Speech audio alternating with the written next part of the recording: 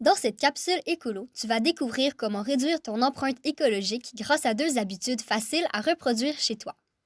C'est le total de l'espace nécessaire qu'un humain a besoin pour habiter, pour produire ses ressources consommées et utilisées et pour absorber les déchets produits par lui.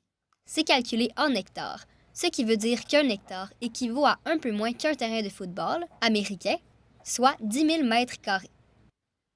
Normalement, pour la place que nous disposons sur la planète, terre et mer comprises, un humain devrait avoir 2 hectares à sa disposition.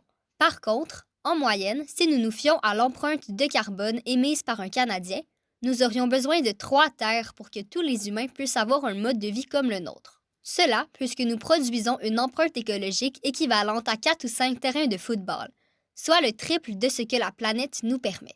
Si tu comprends bien, notre mode de vie actuel détruit lentement la Terre et nous devons le changer si nous voulons donner un avenir meilleur aux générations futures.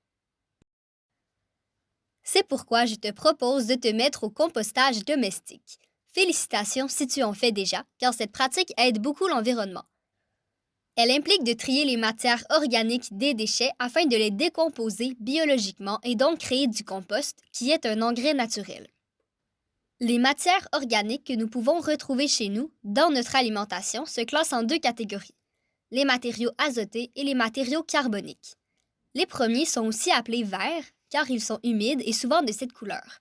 Ils sont composés de pelures de fruits et de légumes, de céréales et de fibres alimentaires, de café-filtre, de sachets de thé, puis de résidus de jardin. Les deuxièmes sont appelés bruns, puisqu'ils sont principalement secs et plus moins brunâtres. Il englobe les feuilles mortes, les brindilles, les branches, les copeaux de scie ou de bois, les écales d'arachides et de noix, les aiguilles de conifères, le papier et journal à l'encre noire seulement, puis la paille. Les matières à éviter sont les produits laitiers, les viandes et les os, les huiles, les plantes ayant eu du pesticide, puis les produits de la mer. Évidemment, le plastique, le papier, le verre et le métal ne sont pas compostables, mais bien recyclables. Pour continuer, un système de compostage domestique peut être fait chez toi, acheté dans un magasin ou procuré par ta ville. Ceux fournis par la ville, communément appelés des bacs bruns, acceptent le papier souillé, les os, les résidus de viande puis ceux de poisson, car ils ont les conditions précises afin de composter ces matières.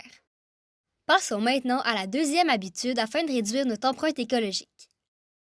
Le plastique est une matière présente dans tous les aspects de notre vie.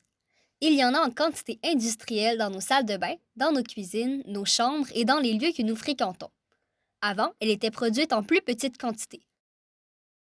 Donc, nous pouvions le recycler presque entièrement. Maintenant, il y en a trop. Donc, dans les pays comme la Chine où nous envoyons notre plastique, il n'y a plus assez d'espace pour le stocker et le recycler, donc il se retrouve dans les océans. De plus, des ustensiles, des sacs en plastique, des bouteilles d'eau, des produits de beauté et des pailles se retrouvent aussi dans l'eau. Cette accumulation de plastique a emmené la création du continent de plastique, une île flottante dans l'océan Pacifique située entre la Californie et Hawaï.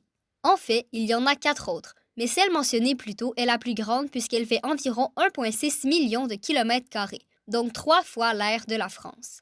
Ce sont des courants marins rotatifs, appelés gyres océaniques, qui ont créé ces îles au fil du temps. Si nous voulons faire en sorte que ces îles arrêtent de grossir, que les animaux marins vivent dans un environnement non pollué et que la nourriture que nous mangeons ne contienne pas de microplastiques, nous devons changer nos habitudes vis-à-vis cette matière. Voici donc des astuces pour t'aider à y arriver. Quand nous sommes à l'épicerie, il faut éviter d'utiliser des sacs en plastique pour mettre les fruits et les légumes. Il est préférable d'apporter un sac en tissu, aussi appelé sac fraîcheur ou sac filet, fait exprès pour cela car ils sont lavables et réutilisables. Nous pouvons en trouver en ligne et dans plusieurs épiceries. Un deuxième astuce est de ne plus boire avec des pailles en plastique dans les restaurants rapides et dans les cafés. Même si des boissons se boivent mieux à l'aide de ces dernières, il existe des pailles en silicone et en acier inoxydable venant avec une brosse qui sont spécialement conçues pour cela. Suivant cette idée, il est profitable pour l'environnement de traîner avec vous une tasse refermable, une gourde ou un verre en plastique avec couvercle et paille compris. Car maintenant, beaucoup de restaurants acceptent de mettre votre breuvage dans votre contenant et cela vous évite donc d'acheter une multitude de bouteilles d'eau en plastique non réutilisables. Finalement, j'espère que ma capsule écolo va vous encourager à intégrer ces habitudes à votre quotidien si ce n'est pas déjà fait. L'objectif pour avoir une empreinte écologique moins grande, c'est de réduire nos déchets le plus possible en achetant des produits utiles sans plastique et de préférence réutilisables, puis en faisant du compostage. Merci.